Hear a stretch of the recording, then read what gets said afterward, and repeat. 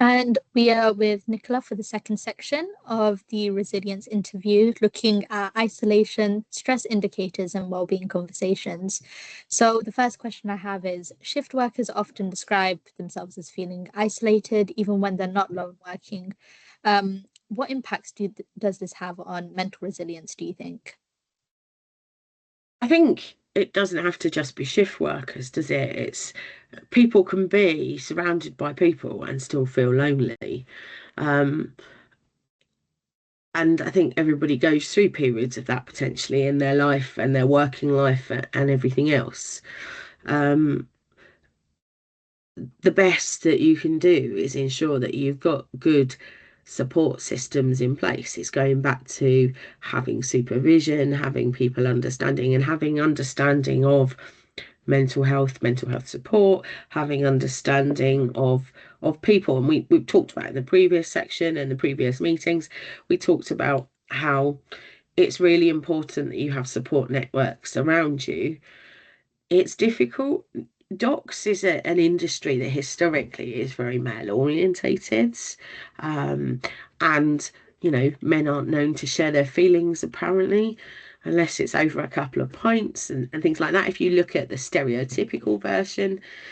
And so we're not looking to just change a culture of an industry. We're looking to change the culture of men, if that makes sense here. Um, and although there are women now in the industry and things are changing, it's still a very male orientated industry, isn't it? Where you need people to understand that they can go and talk to somebody. And that's the hardest thing because not everybody wants to do that. So the fact you're saying that shift workers have said that they can feel lonely, I think is a step and positive step in some ways, because it means they are saying something, they are talking, they are, you know, coming forward.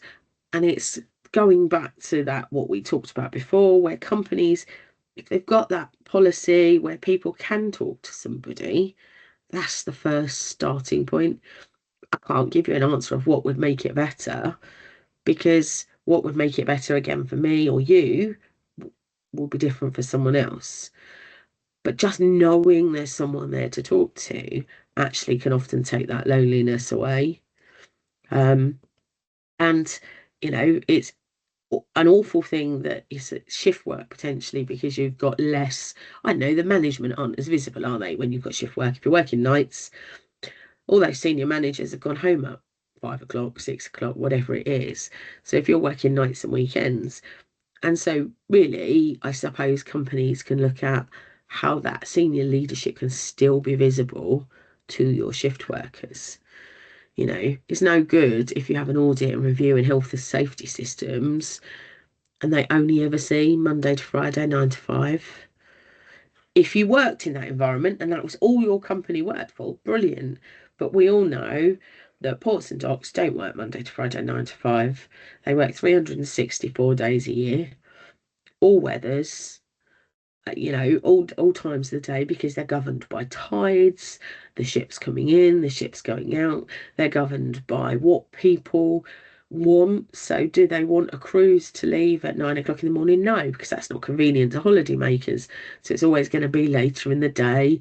And so, by the time they then tidy up and go home, they're late. And so it's having visible management, visible health and safety managers and people that they can talk to, but it's also knowing they can input still into safety committees and all of that. Just because you work a night, you shouldn't be isolated from the company. And that's why, in my opinion, it's very important that these people are not fixed night workers, that you change that shift pattern so they do more than just lates and nights, you know, because then they will see the visibility and they will see more, but it doesn't stop the fact that the managers still have to be visible at night and things. Yeah, I think a big part of resilience is, as you say, visibility, knowing that there's support systems in place, but also knowing that you've been seen and heard as well. And I think it's quite interesting that you bring up sort of the inclusivity part of it as well, looking at men, because it is a male dominated industry, and those sort of factors are going to impact people's resilience, women's resilience. But then you've also got men's resilience too, and how they have to deal with the stereotypes that occur, particularly in male dominated industries.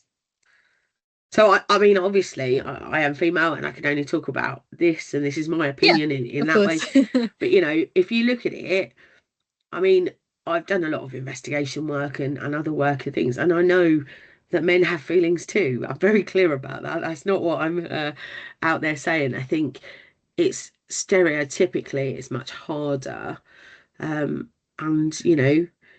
changing cultures is a slow process. It's not an overnight fix. I definitely agree. And actually, one of the key themes that we're looking at for this mental health imports campaign is men's mental health as well, women's health too, because I think they're two sides of the same coin. Um, which leads to my next question. So, how do you think isolation or disconnection typically shows up in behavior or performance? I don't know how well I can answer that question really, because again, it's a not one size fits all. I mean, I would imagine that if somebody is not normally a belligerent, rude person and that's how they started behaving, you'd go, something's not right here. Or if somebody actually is never late to work and suddenly they keep arriving 5, 10 minutes late, would you start to question that? Or if somebody's constantly clock watching because they want to leave and get on, or every time you turn around, you're like, well, where are they? They're not doing what they're meant to be. All those things should answer questions, raise a few red flags, but that's not going to be it. There's going to be lots of other things. You know, Somebody may literally be so focused on their work and they're not talking to anyone, whereas they normally like a good natter in the tea room. There could be so many different things. I think what is generally clear if somebody is suffering or somebody's doing something, it's they're not being themselves. And so the important thing is do you know that person? Does somebody know that person? Can somebody say, all right, Joe, what's the matter? You're not being, and not taking offence maybe if Joe is a bit rude to you and it's not his norm. Um, so yeah, but it's not I don't think there's a fixed answer there. I agree. I think one of the key things is just if they're acting out of character to their norm. I think when someone is struggling or feels stressed out, it shows up in lots of different ways as well. Um, so what do you think helps well-being conversations happen more naturally, especially as we were discussing earlier in high pressure, male-dominated environments like ports? I think it's the not having. So if I had a choice, obviously, generally you find a friend or somebody you're comfortable talking to them, rather than I've got to go to the boss. Yeah, I'm not feeling that.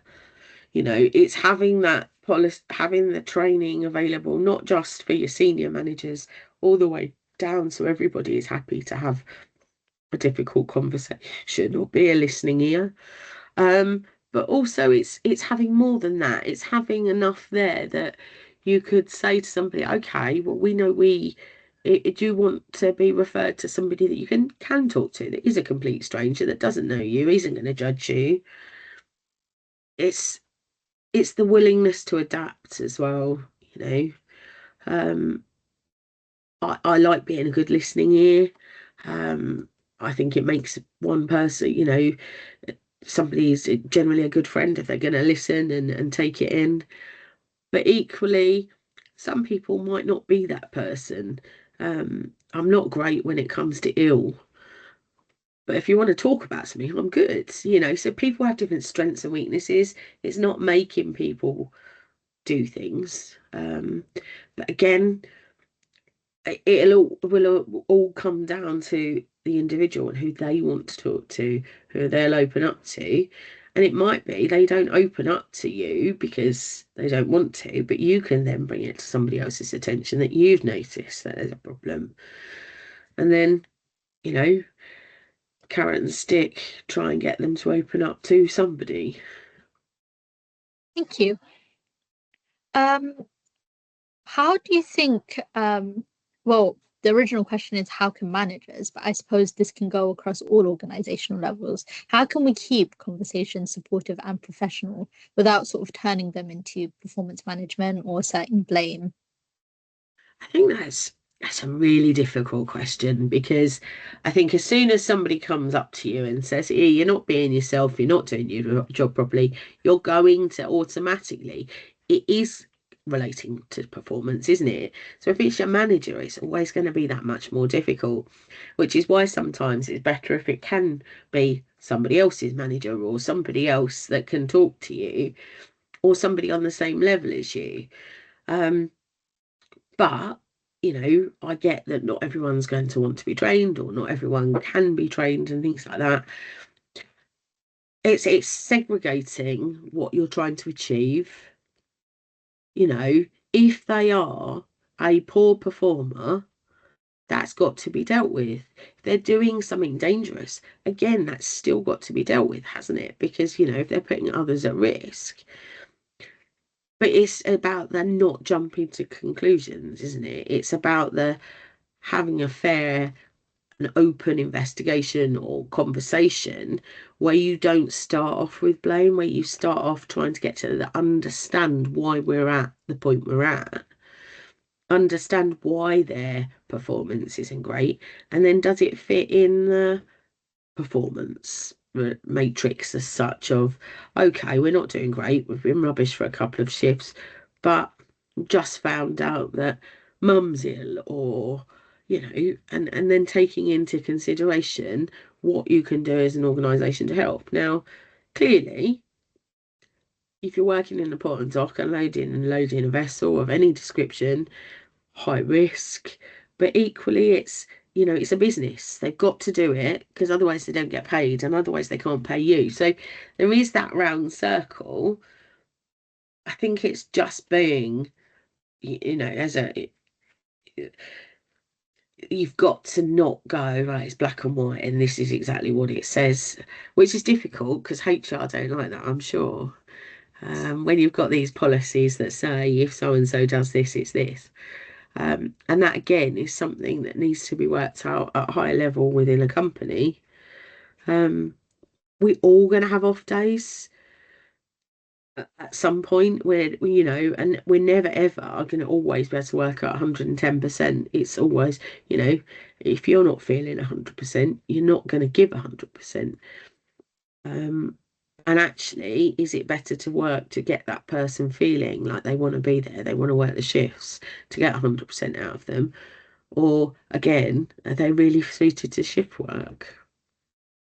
Yeah, and I think it's quite interesting as well that you say that it's not just about the content of the conversation, it's also who's having the conversation with you because you some people might feel more comfortable doing it with someone who they're not so closely linked to or someone who doesn't directly manage them. And those kind of dynamics will impact how much you get out of the conversation as well, how comfortable the person feels too. So I think that's something that's quite important to acknowledge as well. And the fact that it's a responsibility that extends to the person themselves, but also to management. And equally, it's something that you need to balance and you need to judge that if it's something that you are uncomfortable with or you're struggling at the moment, um, is this the sort of fit for you? So I Oh, think right? the whole screen went black. Well, I can still see Oh, that's good. you. This will lead me to my last question then. What, from your experience, how does mental strain build over long or regular shifts? And when do you think that stress and mental strain will start to affect decision making? That's again what might affect me and my decision making. So if, say it was me, it'd probably be when I was overtired, and trying to juggle too many things and everything else, and something's got to give somewhere, hasn't it? And it's probably the same in respect of a person has so much that they can have on their plate, and then they can possibly have some plates up in the air spinning. But at some point, if you don't keep those plates spinning, something hits the ground. Um, but how many plates you can keep spinning is different for every person. I might be able to keep 6 plates, but you might be able to do 8, you know, but somebody else might only be able to do 2. And it's not something there. So, I mean, obviously, if somebody's undergoing issues, if somebody's, you know, feels that they're not performing themselves, and then there's this going on, and then there's that going on. There's so many things that go on in their head. You can get themselves into that dark place. But you know, it's not something I can say, well, this is the line and this is when it crosses. That's not something. But practical control measures, we're going back to making sure shift work is properly planned, adequate breaks, good food, sleep. We're going back to putting all of those things in place. We're going back to making sure that, somebody doesn't work more than 12 hours and then drive 3 hours home and fall asleep behind the wheel. And there's all the things that we've talked about previously, that shift work can mess with your body clock and everything else. And actually, I suppose the more tired you are, the more likely you are to have that mental strain click and go before you might even have 2 plates in the air. So it's a really difficult one, because what would work for me won't work for someone else.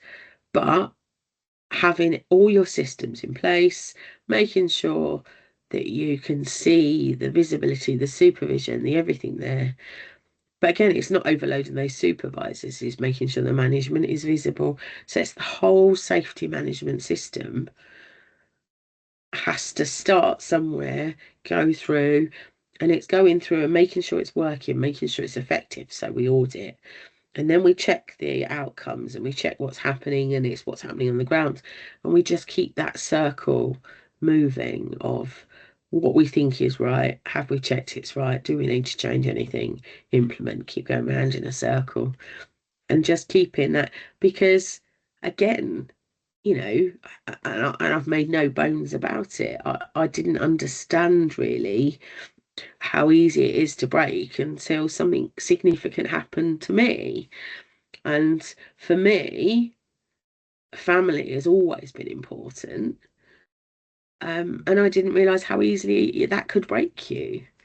And so, but before that, I thought almost I was infallible, if that makes sense. And that's potentially how people feel. You don't realize until something does break you how easy it is to happen. And it can happen to the strongest person out there. So yeah. Thank you very much for that.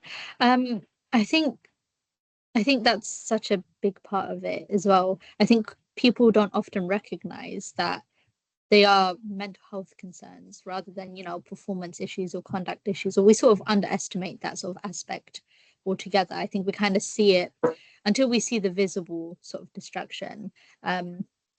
We really don't put a handle on it, and I think that's why it's really important to recognize, again, as you said, if someone's behaving out of the norm or out of how they usually do, it's taking that step, and even small steps like just asking how are you, or you seem a bit different today, can really make a difference. And I think when people do go through hardship, that is when those sort of well-being conversations are more appreciated, but also the sort of impacts that mental health damaged mental health can have become more obvious. And I think it's just trying to really spread that message and promote awareness that, you know conversations, your stress indicators, they're all there, and they're all things that we need to acknowledge.